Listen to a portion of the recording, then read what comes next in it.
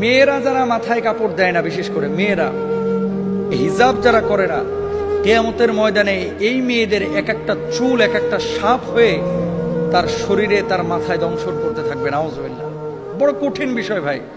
নামাজ পড়া ফরজ, রোজা করা ফরজ, হজ করা ফরজ, যাকাত দেওয়া যেমন ফরজ, পর্দা করা ছেলেদের এবং মেয়েদের তেমনই ফরজ।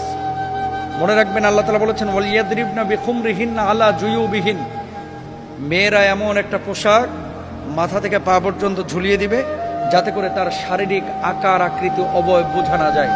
আজকে সামান্য একটু ফ্যাশন করার জন্য, নিজেকে জাহের করার জন্য, প্রেজেন্ট করার জন্য, মানুষের সামনে আমার সিল্কি চুলগুলোকে প্রকাশ করার জন্য আজকে আপনি যে পর্দার খেলাফ কাজটা করতেছেন, এই সিল্কি চুলগুলো কিয়ামতের ময়দানে এক একটা ওই রাসেল ভাইপারের মতো আক্রমণাত্মক হয়ে যাবে। এই চুলগুলো আল্লাহর বলেন, আল্লাহ আমি পাপী, আল্লাহ আমার যে বড় পাপী এই দুনিয়াতে কেউ নাই। আমরা বলবো আল্লাহ তুমি প্রশ্ন করার আগে তোমার একটা কথা বলি, আমারে কিছু জিজ্ঞেস করো না, আমি সব করেছি। এমন কোন পাপ নাই যে পাপ আমারে দিয়ে হয় নাই। তোমার রহমত দিয়ে তুমি জান্নাতে পাঠাবা, তোমার দয়ায় জান্নাতে যেতে চাই, আমল দিয়ে না। পারবেন বলতে? কিয়ামতের দিন আমরা বলবো আল্লাহ আমার আমল দিয়ে জান্নাত চাই না, আমি তোমার দয়া দিয়ে জান্নাত চাই। রাগের মাথায় আপনি সন্তানকে বললেন তুই মর, ফেরেশতারা বলল আমিন। তোর ভবিষ্যৎ অন্ধকার, ফেরেশতারা বলল আমিন। রেগে মেগে আপনি আপনার মেয়েকে বললেন জীবনেও তোর কপালে স্বামীর ভাত জুটবে না, ফেরেশতারা আবারও বলল আমিন। আচ্ছা, আপনি না সেই ব্যক্তি যে তার নিজের জীবনের চাইতেও সন্তানকে বেশি ভালোবাসেন? আপনি না সেই ব্যক্তি যে তার সন্তানের জন্য হাসতে হাসতে নিজের জীবনটাও দিয়ে দিতে পারেন?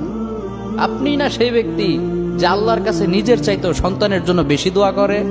তাহলে কি করে নিজের হাতে নিজের সন্তানের এত বড় ক্ষতি করতে পারলেন? Doesn't make any sense. Common sense বলতে কিচ্ছু নাই আপনাদের? আপনারা কি জানেন না আপনাদের রাগের মাথায় বদদোয়া করাগুলো ফেরেশতারা আমিন বলে? দাওয়াতুল ওয়ালিদ আলা ওয়ালাদি, বাবা মা তার সন্তানের জন্য যেই দোয়া করে সেটা ভালো হোক কিংবা বদদোয়া হোক, আল্লাহ সেটাই কবুল করে নেয়। এজন্য খবরদার, নেভার কার্স ইউর চিলড্রেন। রাগের মাথায় কখনো সন্তানকে অভিশাপ করবেন না। খুব বেশি রাগ উঠে গেলে যারা নামাজ পড়ো না, তুমি টের পাও না, মসজিদের দরজা তোমার জন্য বন্ধ হয়ে যাবে। তুমি মনে রেখে দিও, মসজিদের সাথে তোমার সম্পর্ক তোমার হয় নাই, তুমি জান্নাতের দরজা তুমি খুলতে পারবা না। তুমি এখনো বেনামাজি, এখনো সকালবেলা তুমি ঘুমাও, এখনো তুমি আল্লাহকে ভুলে আছো, এখনো তুমি আর কাছে তওবার কথা তোমার চিন্তাতে আসে নাই। তুমি অনেক কিছু হতে পারো, তুমি মুসলমানের কাতারে থাকবা না।